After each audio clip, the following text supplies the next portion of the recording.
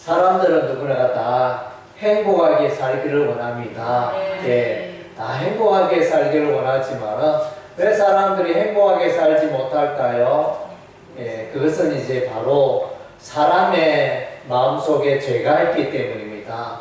사람의 마음속에 죄가 거주하고 있기 때문에 이 죄 문제를 해결하지 않으면 사람은 늘 불행합니다. 돈을 많이 벌어도 또 높은 직위를 명예를 소유해도 또 맛있는 것을 많이 먹어도 행복할 수가 없습니다. 그래서 이 죄 문제를 해결하는 것이 참으로 중요합니다. 그래서 사도 바울도 로마서 7장에서 고백하기를 이제 오라 공관자로다 이 사망에서 누가 나를 건져내랴. 바울도 이 죄를 이기려고 무던히 노력했지만 자주 넘어졌습니다. 그래서 이제 SOS 구원의 요청을 하게 되어집니다. 그랬더니 이제 성령님이 오셔서 로마서 8장 성령님이 오셔서 바울을 도와서 죄를 이기게 하는 것입니다. 예나 지금이나 이 죄 문제를 해결하는 것은 너무 중요합니다. 야고보서 1장 15절 말씀에 보면 욕심이 잉태한 즉 죄를 낳고 죄가 장성한 즉 사망을 낳느니라. 그래서 이 욕심이 점점 커지더니 이게 죄를 자꾸 낳게 되고 이 죄 때문에 사람은 멸망에 이르고 사망에 이르게 된다. 성경은 그렇게 말씀해 주고 있습니다. 오늘날 이제 우리가 보면 우리 주변에 이제 전쟁이 일어나고 있지 않습니까? 우크라이나 러시아 전쟁.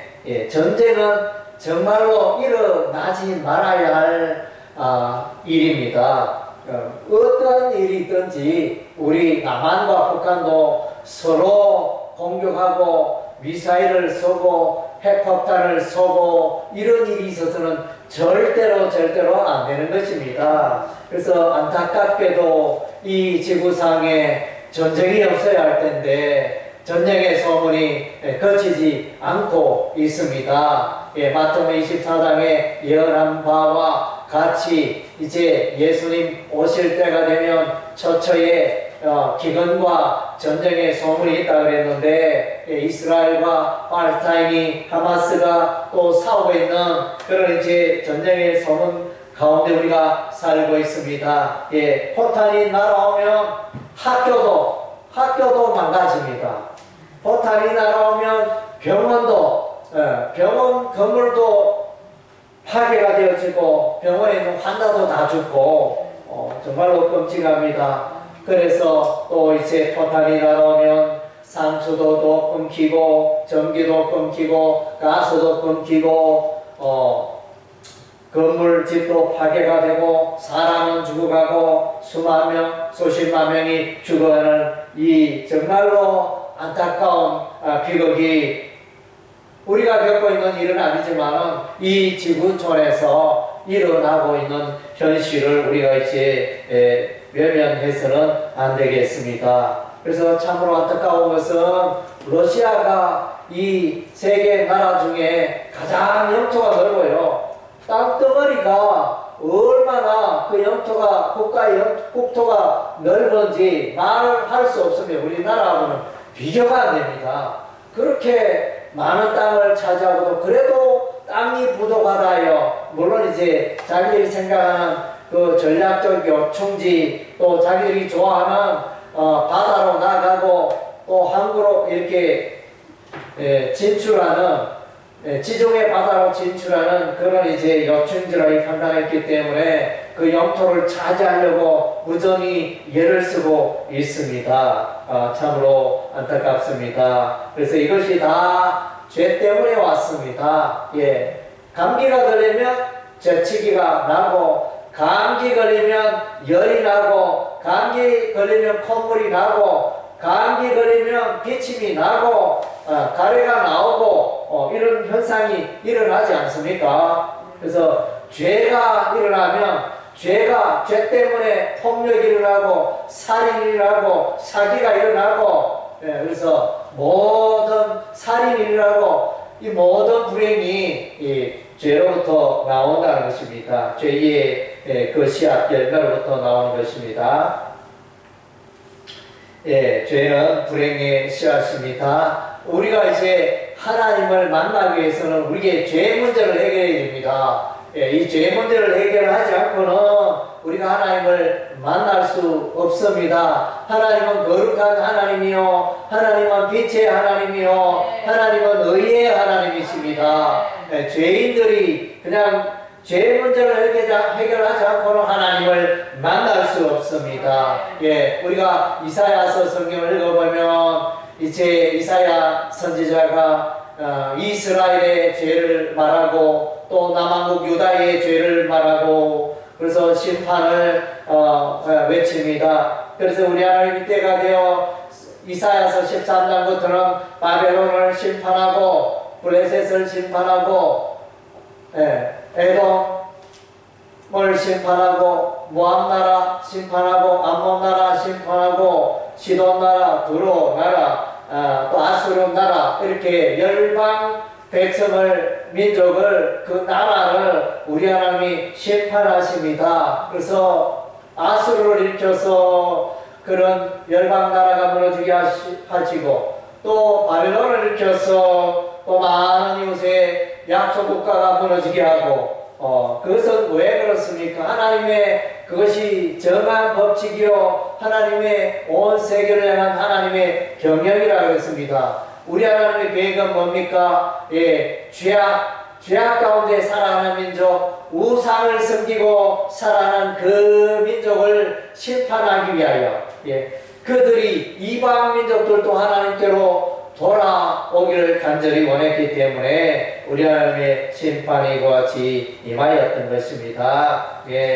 오늘 보니까 이제 우리는 계속해서 레위기의 말씀을 읽고 있습니다. 레위기 성경 읽고 있는데 이 레위기에는 이제 5대 제사가 나타납니다. 번제, 소제, 화목제, 속죄제, 속건제 5대 제사가 나타납니다. 번제는 올라라는 히브리어를 쓰고 있고 이 번제는 이제 온전히 희생해야 하는 것을 말씀해 주고 있습니다. 예수께서 우리의 죄를 짊어지고 온전히 죄값을 치러 주셨음을 말씀해 주고 있습니다.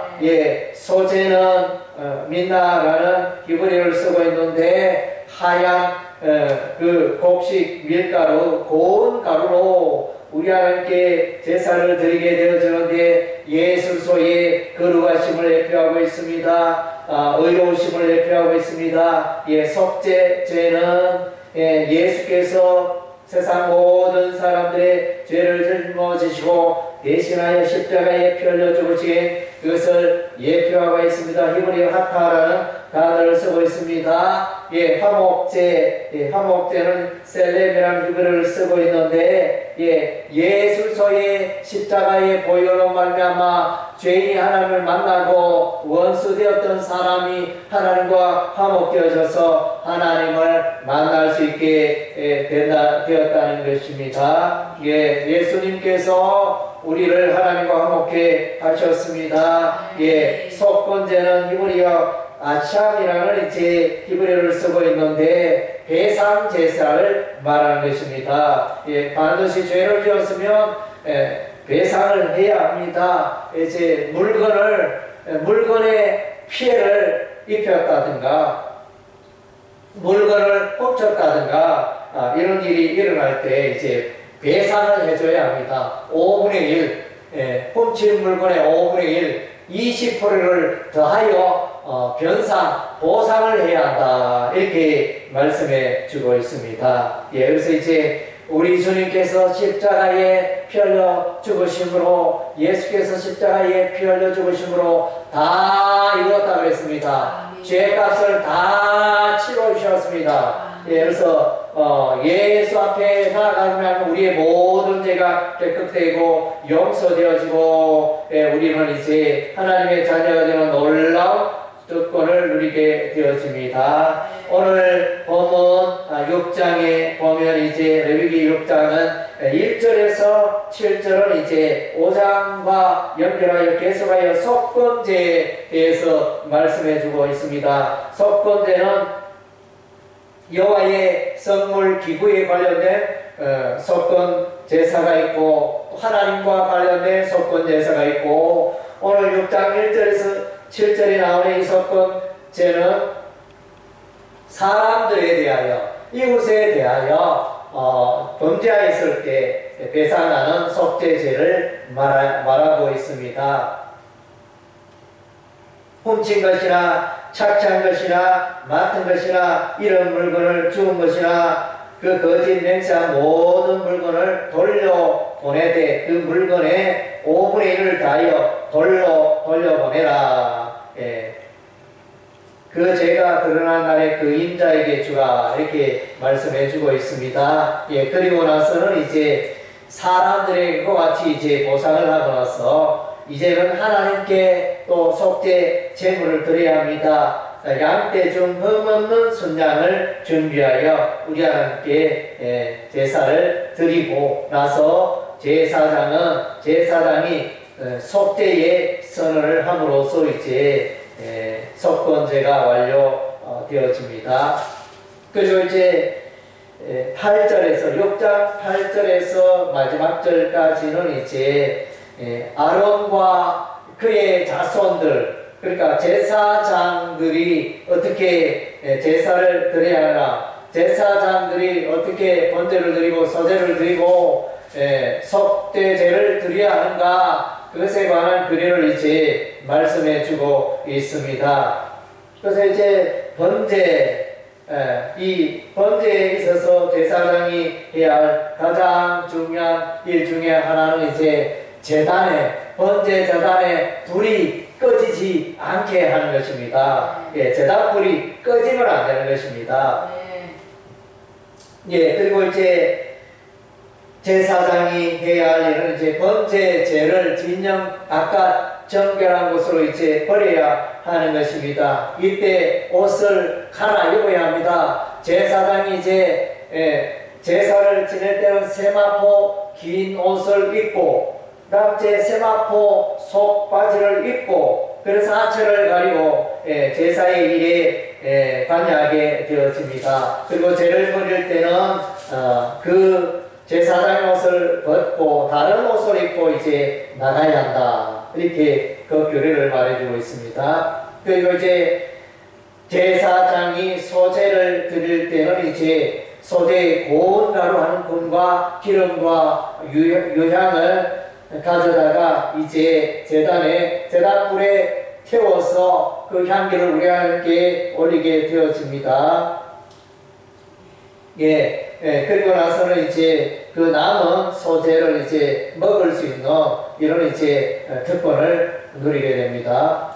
그리고 이제 19절부터 23절까지는 이제 소재를 드리되 아론과 그의 자손이 그 위임식을 할 때 기름 부음을 받아서 위임식을 할 때 거기에 드리는 이제 소재 기름으로 반죽하여 철판에 굽고 기름에 적셔서로서 소재로 여호와 하나님께 향기로운 제사를 드리는 것을 이제 말씀해주고 있습니다. 그래서 제사장의 모든 소재물은 온전히 불사르고 먹지 못합니다. 그리고 이제 제사장이 우리 하나님께 올리는 속죄죄의 규례가 이제 나타나고 있습니다.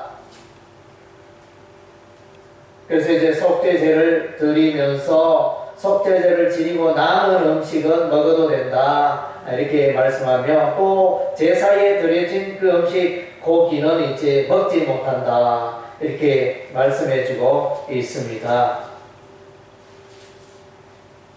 그래서 이제 번제에 불을 왜 끄면 안 되는가? 번제의 불은 이제 하나님의 임재를 상징하기 때문에 제단의 불이 밤낮으로 늘 있어야 합니다. 그래서 제사장은 상관대로 아침에도 제사를 드리고 저녁에도 제사를 드리고 하루에 2번씩 제사를 우리 하나님께 드리게 되어집니다. 예. 그래서 이제 소재에 관하여는 이제 고운 가루는 빻은 고운 가루를 말합니다. 빻았다는 것은 이제 죽음을 상징하는 그런 의미도 되어지는 것입니다. 예, 그래서 이제 우리가 죽어야 살게 되는 이제 원리가 나타나 있습니다. 죄인들은 다 하나님을 만나기 위해서는 죽어야 하는 것입니다. 우리가 죽어야 하는 그 자리에 소나 양이나 염소가 우리를 대신하여 우리 죄를 지고 대신하여 피흘려 죽었습니다. 예, 죄의 값은 사망이라는 것입니다.